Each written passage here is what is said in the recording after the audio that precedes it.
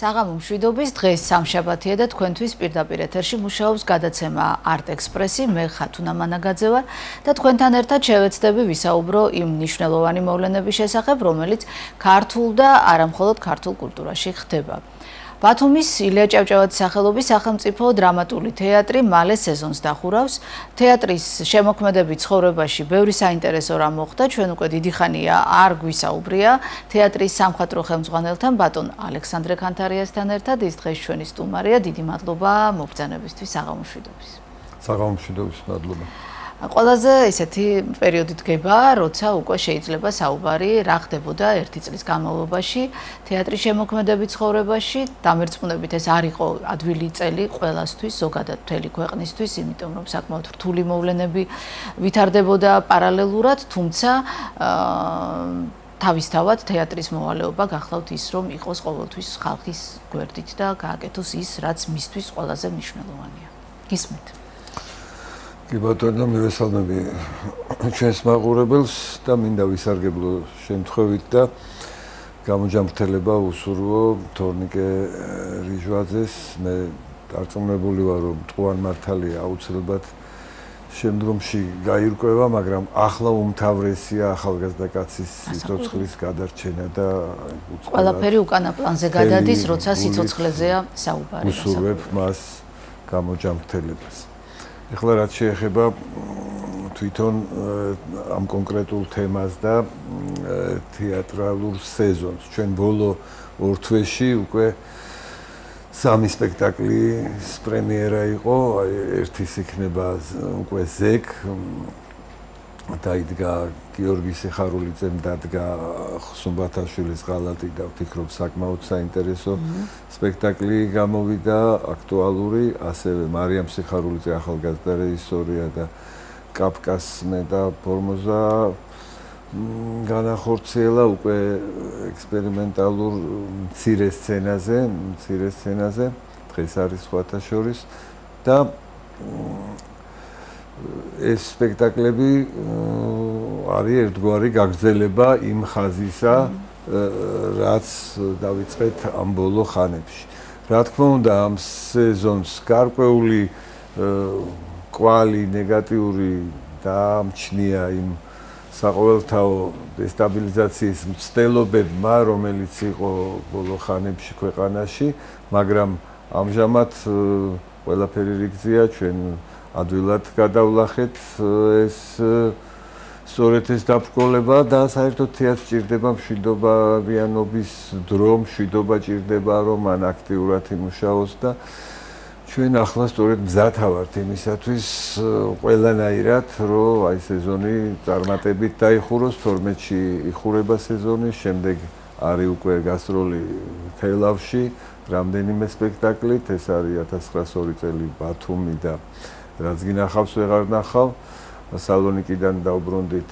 სალონიკზე ცოტა მოგვიანებით, იმიტომ რომ ცალკე გვაქვს პაკეტი, დიახ. და აი ეს არის გუგუშინ წინ იყვნენ სწორედ დარდუნბაძის საერთაშორისო ფესტივალია ოზურგეთში იმართება, იქ წავიღეთ მე ვხედავ მზეს, ასე რომ თეატრი მაქსიმალურად ცდილობს, რომ და ახერხებს ვფიქრობ, რომ ის იყოს სწორედ მაყურებლის სამსახურში. მე მინდა დიდი მადლობა გადავხადო ჩვენს ბათუმელ მაყურებელს, ასევე მადლობა თეატრის ყველა თანამშრომელს, რომელებიც ერთგულად ემსახურებოდნენ ამ მთელი სეზონის განმავლობაში თეატრს, მსახიობები იქნებიან ეს თუ არის პერსონალი, ვის გარეშეც სპექტაკლების გამართვა იცით, რომ შეცვალა თუ არა, საერთოდ ზოგადად სურათი და გააკეთეთ თუ არა ის, რაც იყო დაგეგმილი დაუშვათ სეზონის დასაწყისში იმ მოვლენებმა, რომელიც ვითარდებოდა და თუ შეიძლებოდა ხათუნა შეაფერხა გარკვეული პერიოდით, რა თქმა უნდა, ტემპო, რიტმი შეფერხდა, იმიტომ რომ ეს იყო საყოველთაო დესტაბილიზაციის მცდელობა და ერთგვარი რევოლუციის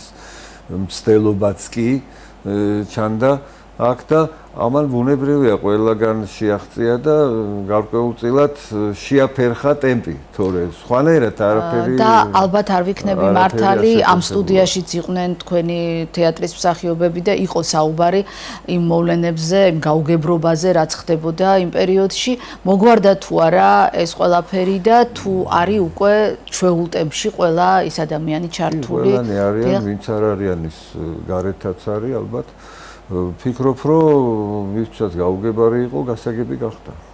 ანუ ყველაფერი უკვე არის იმ ჭრილში, რა ჭრილშიც უნდა. ამ შემთხვევაში ეს ყველაფერი არის და სხვანაირად შეუძლებელიც არის, რომ თეატრი განვითარდეს იქ თუ აქ რაღაცა გარკვეული გაუგებრობები არის, ეს რა თქმა უნდა რეპუტაციასაც უშლის, შემოქმედებით პროცესს უშლის და ასეთი ხალხი ბუნებრივია, რომ ან უნდა მათთვის გასაგები გახდეს ეს ამბავი, ან თუ გაუგებრობაშია, სხვა ადგილებიც არსებობს. წავიდნენ თეატრიდან?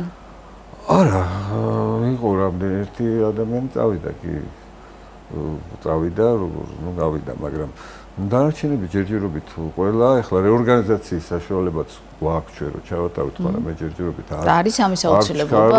არ ვჩქარობ, იმიტომ რომ და ვფიქრობ, რომ ეს ნახოთ ეს პროცესი, იმიტომ რომ ახლა მიდის ძალიან კარგი ურთიერთგაგება ერთმანეთთანაც და შემოქმედებაზეა ორიენტირებული თეატრი და ამდენად ესმინდა მე რომ შემოქმედებითი პროცესები იყოს თეატრში.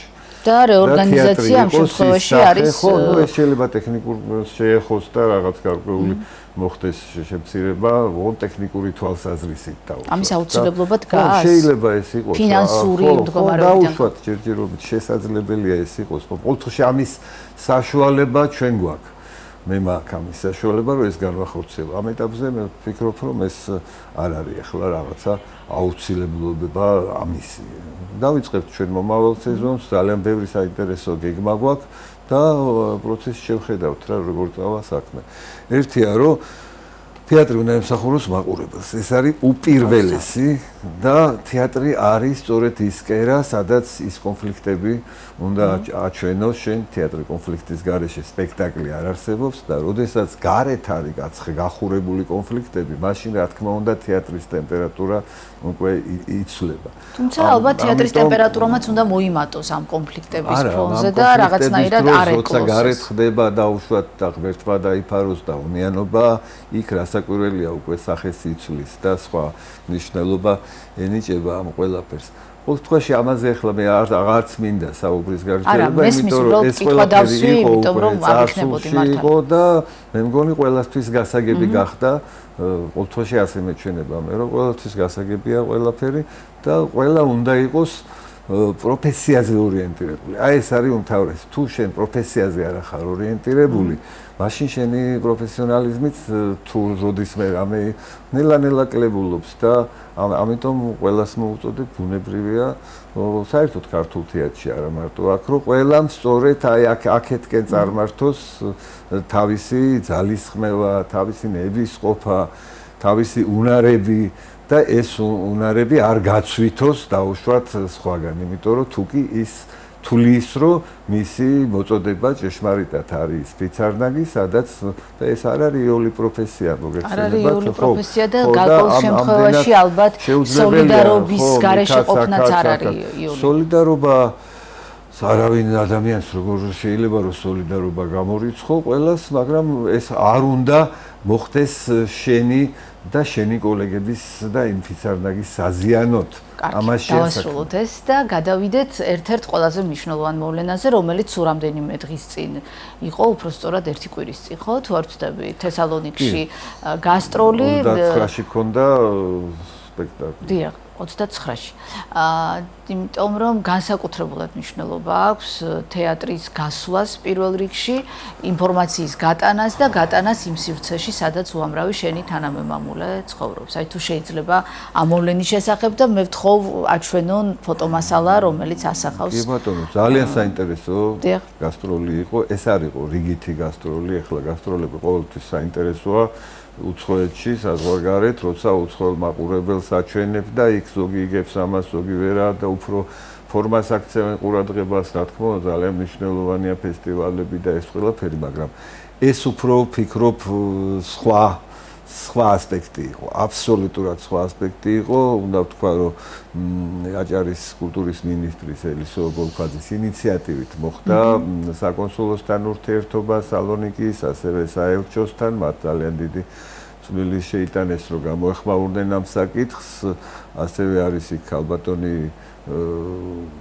დიასპორაში ძალიან პოპულარული და აქვს კომპანია ია ხუროშვილი, რომელმაც ითავა ეს საქმე, აქედან ჩემმა მოადგილე მირაკლი დევაძემ, იმიტომ ჩვენ წავედით ჩვენი დეკორაციებით, ეს არ არის ადვილი, როცა დეკორაციები მთლიანად მიგაქვს თითქმის ეს მინდოდა მეკითხა სწორედ და ხოლმე ნუ რაღაც ერთის კამი, ორი რაღაცა და იქ რაღაცა ხედავთ, რომ ძალიან მწირია. ჩვენ წავედით თითქმის სრულყოფილი ლათ ბოლომდე ვერ წავიღეთ, მაგრამ ნუ თითქმის სრულყოფილად წავედით, ამას ბუნებრივია ჭირდებოდა ძალისხმევა და 29-ში იქ შეიკრიფა სწორედ ქართული დიასპორის წარმომადგენლები, მონატრებულები, ქართულ სიტყვას ერთმანეთსაც, ფაქტობრივად იქ მუშაობს ხალხი და ესე ადვილი არ არის ევროპაში, იცით, რომ 2 საათი მუშაობდა, მე აღარ იმუშაობდა, მე არავინ არ გაპატიებს ამას, აქ როა, ხო და ევროპა რო გვინდა, იქ ძირითადად შრომაა საჭირო, შენი პროფესიის მიხედვით, სადაც ხარ, იქ ბოლომდე, იქ არავინ არ გეწყოს შენ. სოლიდარობა გამოიჩინე და მე მოდი აქ და ემუშავა, ეგეთი რამე არ ხდება, მოგეხსენება. ამიტომ ყველა ერთმანეთსაც კი შეხვდნენ იქა 500-მდე თუ მეტი ადამიანი მოვიდა დარბაზი იყო საკმაოდ დიდი სალონიკში თეატრის დარბაზი და იქედან იყო დაქირავებული სადღაც 800-მდე კაცი ეტეოდა ნუ 600 კაცი მოვიდა დაახლოებით ამდენი ყოველთვაში იყო საკმაოდ დიდი ხალხმრავლობა და იქ იყო ხალხი, რომელიც 20 წელი ყოფილა ქვეყანაში, რომელიც 30 წლით არის უკვე 30 წელია რაც გასულია, ბავშვები, რომლებიც უკვე დიდები არიან, ზოგი 15, ზოგი 17, ზოგი წლის და არ ყოფილან საქართველოს. ესე იგი, მათთვის პირველი იყო თეატრში მოსვლაც, შეიძლება თეატრში ნაყოფები არიან, არ ვიცი, მაგრამ ოთხში ქართულ სპექტაკლზე, ქართული სიტყვა სცენიდან, როდესაც მოდიოდა და ახლა ჩვენ წავიღეთ სწორედ უფრო სახალისო წარმოდგენა, რომ კიდე ახლა არ დაგვეზაფრა იქ და რაღა და იმას კიდე ცალკე ამბები უნდა მოგეხსენებათ და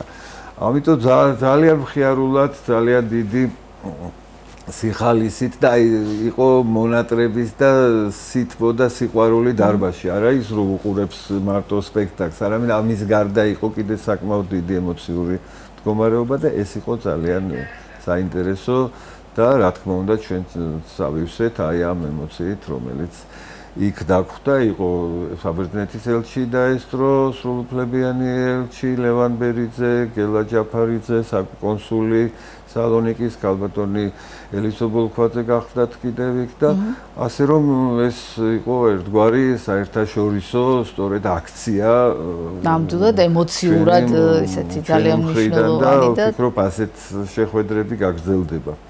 უნდა გაგრძელდეს და სხვებსაც მოუწოდებ რომ ჩავიდნენ იქ აუცილებლად და სწორედ მიაწოდონ აი ეს სულიერი საზრდო.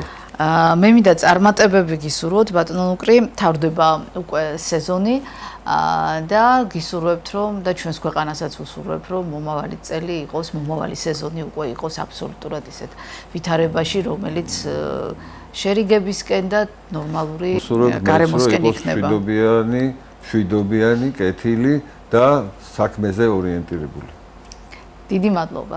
დიდი მადლობა ჩვენ საუბრობდით ბათუმის ილია ჭავჭავაძის სახელობის სახელმწიფო დრამატული თეატრის შესახებ და ჩვენი სტუმარი გახდა თეატრის სამხატვრო ხელმძღვანელი ბატონი ალექსანდრე ქანთარია. ჩვენ ვაგრძელებთ გადაცემას. დანიის ქალაქ ორჰუსში გაიმართა ევროპის საგუნდო კონკურსის ჩემპიონატი, სადაც 2 ოქროს მედალი მოიპოვა ლაღიძის გოგონათა გუნდმა. ჩვენ გვაქვს საშუალება ისინი ახლა მოემგზავრებიან საქართველოში და ჩავთოთ ჩვენი მეგობრები ჰამბურგის აეროპორტიდან. გამარჯობათ, საღამო მშვიდობის. გილოცავთ პირველ რიგში ვხედავ ნატო ორაგველიძეს, მაგდა მათითაშვილს და სალომე სურმანიძეს, ხო? გილოცავთ ყველას აი ამ შესანიშნავ წარმატებას და სულ რამდენიმე სიტყვით თქვენც რო არ დაგტვირთოთ გამომგზავრების წინ, ვიცი ახლა იქ ბევრი პრობლემა იქნება, ბევრი საქმე იქნება, გითხარით რა ხდებოდა? მაგდა ეს იყო საგუნდო კონკურსის ნამდვილი ზეიმი და ჩვენ ძალიან ბედნიერები ვართ რომ მოვხდით ეპიცენტრში და ძალიან დიდი ყურადღების ქვეშ და დაინტერესების იმდენად რომ უკვე მიგვიწვიეს 5 ქვეყნის გუნდი სოფლიო საგუნდო კონკურსზე აგვისტოში შვედეთში ახლა ნამდვილად ვერ გავუშვებ ხელი და რომ ჯერავს მე ჩემი გუნდის მაგდას და არაჩვეულებრივი ბავშვების ასე რომ ერთი წლის შემდეგ ჩვენ აი ესე ჩავერთვებით გადაცემაში უკვე სოფლიო საგუნდო კონკურსიდან გილოცავთ პრინციპში მეტი რა უნდა გითხრათ როცა ჩამობძანდებით და დაბრუნდებით ბათუმში ჩვენ გვექნება საშუალება უკვე ცოტა უფრო ფართოდ ვისაუბროთ ასეთი არეალი გექნებათ მრავალ გადაცემაში და კიდევ ერთხელ მიულოცეთ ჩვენი სახელით ყველა მონაწილეს ძალიან დიდი მადლობა ჩვენს მაყურებელს მართლაც ის იყო ნიჭიერების ზეიმი იყო ნამდვილად ხათუნა ერთი კვირის განმავლობაში ხო მე ვფიქრობ დიდი მადლობა რომ გამონახეთ ჩვენთვის რომ მაყურებელს მივესალმები და ვეთქვი რომ 6000-მდე მონაწილე იყო ამ კონკურსში და 38 ქვეყანა ნამდვილად და ჩვენი ჰიმნი გაჟღერდა 5 ჰიმნს შორის მაგდა არის ძალიან ჩუმად და ვიცი რომ უნდა რაღაც ის 5 ქვეყანას ქონდა ხათუნა 5 ქვეყანას ქონდა პატივი რომ თავიანთი ქვეყნის ჰიმნი აღღერებული იყო და აფრიალებული იყო დროშა სცენაზე 6000 მაყურებლის წინ. ეს ამაზე დიდი ბედნიერება არ შეგვიძლია ჩვენ მოუტანოთ საქართველოსთან. ძალიან ამაყები ბრუნდები. მაგდა გითხარი ორი სიტყვა. ძალიან ბედნიერები ბრუნდებით მოლოდის გადააჭარბა შედეგმა 2 ოქრო პლუს ევროპის ჩემპიონატი პლუს კატეგორიის გამარჯვებული და თან ევროპის ჩემპიონის საგუნდო კონკურსზე ფიქრობ ეს ყველაზე დიდი ჯილდოა და ეს საქართველოს ისტორიაში პირველია და იმაქ ისტორიაში პირველები ვარ და ძალიან ბედნიერები და ამაღლე ბრუნდები ძალიან დიდი მადლობა ყველას ხარდაჭერისი ჩემს გოგონებს ჩემს რა ვიცი ყველა მონაწილეს ვინც ამ პროექტში მიიღო მონაწილეობა ძალიან ბედნიერები ბრუნდები ასევე მინდა აღნიშნო რომ გამოვაცხადო სრული პასუხისმგებლობით რომ ჩვენი გუნდის ნაირი მენეჯერი ნიკა გრიგოლი არავის არ ყავს საქართველოს. ნიკა ჩავხავს ჩვენ აი აქვე არის. ჩვენ ახლა ხედავთ აი ამ სიხარული ცავსე კადრებს და ძალიან დიდი მადლობა ყველას ერთად. ნატო დიდი მადლობა მაგდა სალომე და ჩვენ შეგვიძლია ახლა სიუჟეტი შევთავაზოთ ჯერ დიდი მადლობა წარმატებები კიდევ ერთხელ სიუჟეტი შეგვიძლია შევთავაზოთ მაყურებელს ეს გახლავთ ანა ვაშაყმაძის ინფორმაცია გერმანელი მხატვრის გრაფიკოსისა და სკულპტორის კეტე ჰოლვიცის შესახებ კეტე ჰოლვიცი გერმანელი მხატვარი გრაფიკოსი და სკულპტორი მხატვარი, რომელიც თავის ხელოვნებას მუშათა კლასის საქმისა და სოციალური ცვლილებების მხარდასაჭერად იყენებდა. ჰოლვიცი 1867 წლის 8 ივლისს დაიბადა. როდესაც მამამ შვილის ნიჭი აღმოაჩინა, 12 წლის კეტე ხატვის სკოლაში მიიყვანა. მოგვიანებით ჰოლვიცი ხელოვნების სწავლას ოფიციალურად შეუდგა და 16 წლიდან რეალიზმის მოძრაობასთან დაკავშირებულ თემებზე დაიწყო მუშაობა. ქმნიდა მშრომელთა მეზღვაურთა და გლეხთა ნახატებს, რომლებსაც მამამისის კაბინეტებში ხედავდა. 1888 წლიდან სწავლა გააგრძელა მიუნხენში, სადაც 17 წლის ასაკში მედიცინის სტუდენტ კარლ ჰოლვიცზე დაინიშნა. 1 წლის შემდეგ კეტე მშობლიურ ქალაქში დაბრუნდა. იქ ირავა თავისი პირველი სახელოსნო და განაგრძო მუშათა კლასის მძიმე შრომის ასახვა. ეს თემები წლების განმავლობაში მისი შემოქმედების შთაგონების წყარო იყო. ქორწინების შემდეგ წყვილმა ცხოვრება და მოღვაწეობა ბერლინში გააგრძელა. როდესაც ჰოლვიცმა გერჰარდ ჰაუპტმანის წარმოდგენა აიხილა, რომელიც სილეზიელი მქსოველების ჩაგვრას და მათ წარუმატებელ აჯანყებას ასახავდა, ამ წარმოდგენით შთაგონებულმა მქსოველების თემაზე ნამუშევრების 6 ციკლი შექმნა. მათ შორის იყო 3 ლითოგრაფია, სიღარიბე, სიკვდილი და შეთქმულება. ციკლი საჯაროდ 1898 წელს გამოიფინა და ფართო აღიარება მოიპოვა, თუმცა, როდესაც ადოლფ მენცელმა მისი ნამუშევარი ბერლინის დიდი ხელოვნების გამოფენის ოქროს მედალზე წარადგინა, კაიზერ ვილჰელმ მეორემ უარი თქვა მის დამტკიცებაზე და თქვა: "გევედრებით ბატონებო, ქალისთვის მედალი ნამდვილად ზედმეტი იქნება." საინტერესოა, რომ მიუხედავად ამისა, ქსოველები ჰოლვიცის ყველაზე ფართოდ აღიარებული ნამუშევარი გახდა. მეორე მნიშვნელოვანი ციკლი ეხებოდა გლეხთა ომს, როდესაც სამხრეთ გერმანიაში დაჩაგრულმა გლეხებმა იარაღი აიღეს თავადაზნაურობისა და ეკლესიის წინააღმდეგ. კოლვიცის ინტერესის საწყისი წყარო მისი ახალგაზრდობაა, როდესაც ის და მისი ძმა კონრადი მხიარულებით წარმოიდგენდნენ თავს რევოლუციის ბარიკადების მებრძოლებად. კოლვიცი იყო ხმის არმქონეების დამცველი და მოსწონდა მუშათა კლასის ისეთი სახით გამოსახვა, როგორიც სხვას არ უნახავს.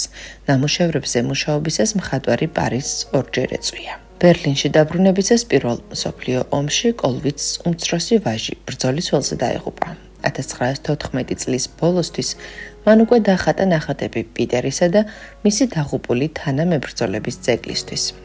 1923 წელს ნაცისტური პარტიის ხელისუფლებამ აიძულა აკადემიის ფაკულტეტის წევრის თანამდებობიდან გადამდგარიყო.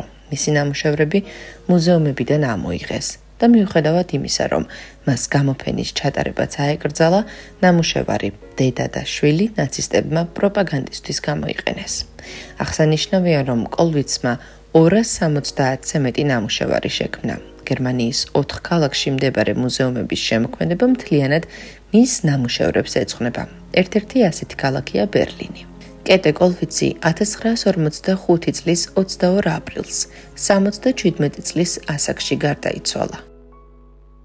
დავბრუნდით სტუდიაში, ვაგრძელებთ გადაცემას და საუბრობთ ამჯერად უკვე ქართული კინოს შესახებ, იმ ადამიანის შესახებ, რომელიც წლების განმავლობაში ქართულ კინოში შექმნილი შედევრებისთვის სცენარებს წერდა და მისი ფილმები, მის სცენარებზე გაკეთებული ფილმები, შექმნილი ფილმები ქართული კინოს ისტორიის განუყრელი ნაწილი გახდა. მისი სახლ-მუზეუმი გაიხსნება სულ მალე ბათუმში, სულიკო ჟღენტზეა საუბარი, რომელსაც შეუსრულდა 100 წელი. ეს ძალიან მნიშვნელოვანი თარიღია და როგორ ხვდება ამ ძალიან მნიშვნელოვანი პიროვნების იუბილეს საქართველოს, ამის შესახებ ვისაუბრებთ კინოდოკუმენტალისტთან და რეჟისორთან, ხელოვნებაცოდნე ოლიკო ჟღენტთან ერთად. საღამომშვიდობის. საღამომშვიდობის, მადლობა მოწვევისთვის. უბრალოდ დავაზუსტებ, რომ კინო ეს არ იქნება სულიკო ჟღენტის სახლ-მუზეუმი, ეს იქნება კინოს მუზეუმი ზოგადად.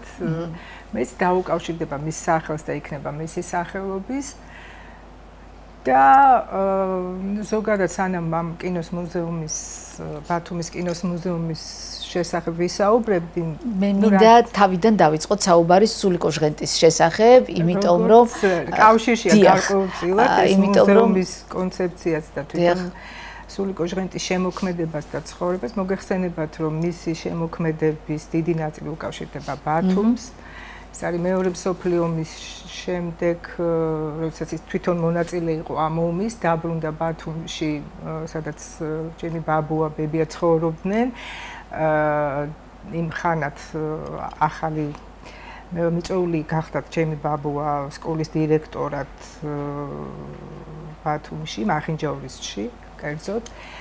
და აი ეს საინტერესოა ის კულტურული გარემო რა პერიოდში სულიკო ჟღენტი ომიდან დაბრუნებული, აი როგორ შედის ამ კულტურულ გარემოში. აი სწორედ ეხლა გამოჩნდა კადრები რედაქციის აჭარის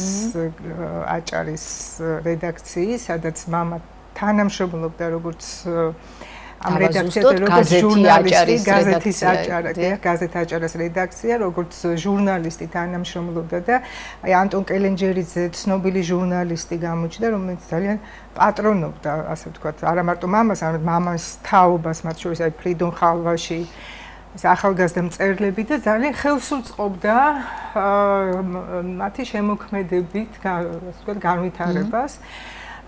და ეს პირველი მოთხრობები, ნარკვევები, პუბლიცისტური წერილები, რასაც აქვეყნებდა ადგილობრივ ჟურნალ-გაზეთებში მამა და საინტერესოა რომ აი ბათუმთან კი ბენზესში იყო ესეთი კულტურის სახლი, დღევანდელი მუსიკალური ცენტრის ადგილი, სადაც იყო გახსნილი კინოკლუბი. და ამ კინოკლუბში აჩვენებდნენ ხშირად აი სწორედ იმ ნადავლის ფილმებს, რო ვეძახი, ტრაფეები წოდებული ნადავლის ფილმებს, მათ შორის ჰოლივუდის დრამები, აი ეს განგსტერული, რომელიც ესე ადვილად არ შემოდიოდა. სხვათა შორის არც ერთ ქალაქში არ იყო. აი იმიტომ არის ბათუმი ნამდვილი კულტურის ქალაქი და ესეთი ეპიცენტრი.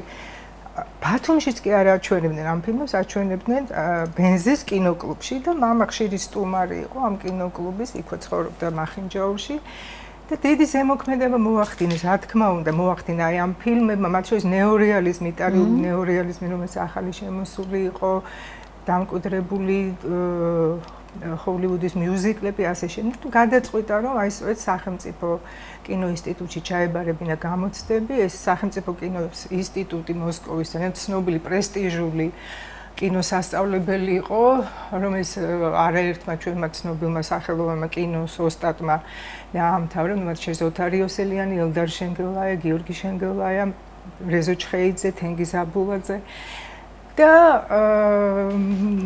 მაგრამ აი ეს არის საინტერესო, რომ აი ბათუმმა როგორც კინოქალაქმა აი ბათუმი ყოველთვის აი მამა ყოველთვის ავითარებდა ამ სიცოცხლის ბოლომდე იდეას, რომ ბათუმი არის აი სწორედ კინოინდუსტრიის, კინოწარმოების განვითარებისთვის ძალიან მნიშვნელოვანი ესეთი კულტურული ქალაქი და იდეაც ჰქონდა რომ აი აქ კინოსტუდია ქართული ფილმის ფილიალი, აი აჭარა ფილმი ესეთი სახელწოდებით ბრენდი ყოფილიყო, დაფუძნებულიყო და ზოგადად ცნობილია, რომ ზოგადად აჭარა ბათუმი, აი სწორედ ეროვნული კინოწარმოების განვითარებაში მნიშვნელოვან როლს თამაშობდა. აქ ჯერ კიდევ მე-20 საუკუნის 10-იან წლებიდან იღებდნენ ფილმებს სხვადასხვა კინოსტუდიები, მათ შორის საბჭოთა ყოფილი საბჭოთა კავშირის თუ ევროპის ქვეყნები, საფრანგეთი, იტალია, იაპონიაც კი აზიის ქვეყნებიდან. და ყოველთვის აი მამა რო გარდაიცვალა, სხვა შორის ჩანაწერებს ვეცნობდი, რომ ეს შემდეგ წიგნად გამოვეცი და იქ ვიყავი გაოცებული, აი როგორ დაჟინებით აი ეს მის ჩანაწერებში სულ მუსირებდა ეს აზრი, რომ აი ბათუმი არის სწორედ აი ნამდვილი საერთაშორისო საფესტივალო ქალაქი, რომ აქ არის ყველა პირობა შექმნილი კინოწარმოების განვითარებისთვის, იგივე ეს იქნება ეკოგარემო, ბოტანიკური ბაღი, რომელშიც ყველა პლანეტის ყველა ქვეყნის შესაბამისი ბუნებრივი გარემო, ფლორა, ფაუნა შეიძლება შექმნას და მართლაც კინოწარმოება ზოგადად და მისი განვითარება სწორედ აი მის განვითარებას ეს გარემოებები განსაზღვრავს. და სწორედ ამან გაგიყვანათ შემდეგ იმ აზრზე, რომ კინომუზეუმი დაარსებულიყო ბათუმში. შემდეგ აი მამას გარდაცვალების შემდეგ რამდენიმე გადაცემა ფილმი მიუძღვენი აჭარის ტელევიზიაში სწორედ კინოქალაქი ესეთი რუბრიკით გადიოდა, რომელიც ეძღვნებოდა ეს გადაცემა აჭარაში ბათუმში გადაღებულ ფილმებს და საბედნიეროდ ის თაობა ჯერ კიდევ ცოცხალი იყო აი ეს მსახიობების მთელი პლეიადა, იური ცანავა, მანუჩარ შერვაშიძე, ბევრი მათგანი, რომლებიც პირადად იხსენებდნენ და იგონებდნენ თუ როგორ აქტიურად იყვნენ ჩართულნი ისინი აი ამ კინოპროცესში, ამ ფილმში და საერთოდ ბათუმში ეს კინო გადაღებები იყო ძალიან ორგანული და ბუნებრივი მოვლენა. თვითონ რა თქმა უნდა ბათუმის იგივე ადგილობრივი თეატრი, რომელიც ხელს უწყობდა ეს მსახიობები, თქვათ, ხო? აი ამ კინოწარმოების განვითარებას, იგივე მუსიკალური ტრადიციები, ხო? ხო. შემდეგ ნუ იყო წიგნი გამოვეცი ბათუმი კინოში, ნუ საკმაოდ ესეთი მოცულობითი წიგნი, სადაც დაახლოებით 200-ზე მეტი ფილმია განხილული, აჭარაში ბათუმში გადაღებული ფილმების ისტორია და ამ ყველაფერმა შეამზადა, ასე ვთქვათ, ეს მუზეუმის იდეა და რეალურად მუზეუმის ბათუმში აი სწორედ აი ამ კინოტრადიციებით დიდარ ქალაქში დაფუძნებულიყო ესეთი კინოს მუზეუმი, რომელიც იქნებოდა სულიკო ჟღენტის როგორი იქნება კინომუზეუმი? კინოს მუზეუმი ეს და როდის გაიხსნება? კინოს მუზეუმი ზოგადად აჭარის მუზეუმის ერთ-ერთი სტრუქტურული ერთეული იქნება და ამაში აჭარის მუზეუმი ძალიან მნიშვნელოვან როლს ასრულებს მისი ხელმძღვანელის თეონა ზოიძის ძალიან აქტიური ხარდაჭერით. საერთოდ კულტურის სამინისტროს წვლილი ძალიან დიდია. მე არ შემიძლია არ აღვნიშნო მაია ხაჯიშვილის როლი. რამდენიმე წლის წინ მათ ხარი დაუჭირა ადგილობრივ მთავრობასთან ერთად ამ იდეას. საინტერესოა რომ ეს მუზეუმი განთავსდება ძველ ისტორიულ უბანში, ბათუმის სადაც გამოფენებიც ეწყობოდა. საიდანაც იწყება საერთოდ ბათუმის ისტორია. ეს არის ესეთი ისტორიული განაშენიანების ზოლი. სხვათა შორის შემთხვევითი არის, რომ იქვე არის ეს არის ხულოს ქუჩა და ეს არის იქვე არის სახლ-მუზეუმი ეგნატე ნინოშვილის, უბრალოდ სასტუმრო ყოფილი შენობა, სადაც ჩერდებოდა ეგნატე ნინოშვილი და ქართული კინოს ისტორია საერთოდ და პირველი მხატვრული ფილმი მოგეხსენებათ ეს არის სწორედ ქრისტინე, რომელიც ეგნატე ნინოშვილის მოთხრობის მიხედვით შეიქმნა და რაღაც ლოგიკური ბმა არის, ასე ვთქვათ, რომ აი სათავეს საერთოდ კინოწარმოებას დაფუძნებას სწორედ ამ ქრისტინეთი ლოკაციაც არის განსაზღვრული სიმბოლურად. ეს კინოუბანია შეიძლება ითქვას, იქვე რა თქმა უნდა არის აი ის ლოკაციები, სადაც იღებდნენ ფილმებს, მათ შორის არაჩვეულებრივ გამოფენა, სწორედ იმ უბანშია გადაღებული. თვითონ არქიტექტურულად ძალიან საინტერესო ნაგებობა, ეს არის გუმბათოვანი გადახურვის შენობა, 6 გუმბათოვანი არის კულტურული მემკვიდრეობის ძეგლი, მაგრამ ძალიან ესეთ კინემატოგრაფიულ აურას და გარემოსხმის თავისთავად და რა თქმა უნდა განკუთვნილი იქნება ნაწილი ექსპოზიციისთვის. და რაც ჩვენთვის მნიშვნელოვანია და ბათუმელებისთვის და ბათუმის სტუმრებისთვის, ალბათ რომ იქნება დამოუკიდებელი კინოდარბაზი, პატარა ესეთი კინოთეატრი. და ეს ძალიან მნიშვნელოვანი შენაძენია, მუნიციპალურ ფუნქციონირებს კინოთეატრი. ეს მე მართლა ძალიან მნიშვნელოვანია. ხო, აი განსაკუთრებით დღეს, როცა ვიცით, რომ ეს ცენტრში, ქალაქის ცენტრში არ გვაქვს ესეთი კინოთეატრი, აი აპოლოც მე მგონი უმოქმედოა დროებით შეჩერებულია. აპოლოშიც თავისი რაღაც გარკვეული პროდუქცია არის ყოველთვის. პროფილს იცვლის სამწუხაროდ, რამდენადაც ცნობი ვიცი. და რა თქმა უნდა ამ მუზეუმს ექნება არა მხოლოდ ესეთი ატრაქციონის და გასართობი ფუნქცია, იმიტომ რომ მოგეხსენებათ კინო მაინც დაიბადა როგორც ტექნიკური საოცრება და ამიტომ თანამედროვე ტექნოლოგიებით აღჭურვას ძალიან მნიშვნელოვანი როლი მიენიჭება და იქნება აღჭურვული სწორედ საერთაშორისო სამუზეუმო ესეთი სტანდარტებით. მაგრამ ასევე ექნება საგანმანათლებლო შემეცნებითი დატვირთვა, თქვათ, აი იგივე კინოდარბაზი, იგივე თქვათ ფესტივალებისთვის სავარაუდოდ ხო ალბათ. დიახ, ექნება შეხვედრები, სხვადასხვა სემინარები, კონფერენციებისთვის, მულტიფუნქციური ესეთი დატვირთვა აქვს. ექნება თავისი კაფე, შიდა ეზო, სტრუქტურულად ძალიან საინტერესოა, თვითონ დიზაინი არქიტექტურული, ეს არის ინდუსტრიული დიზაინის სტილით გადაწყვეტილი, მაგრამ რადგან მოგეხსენებათ, რომ კინო თავისთავად ინდუსტრიაა, როგორც ინდუსტრია, ასევე ხელოვნებაც.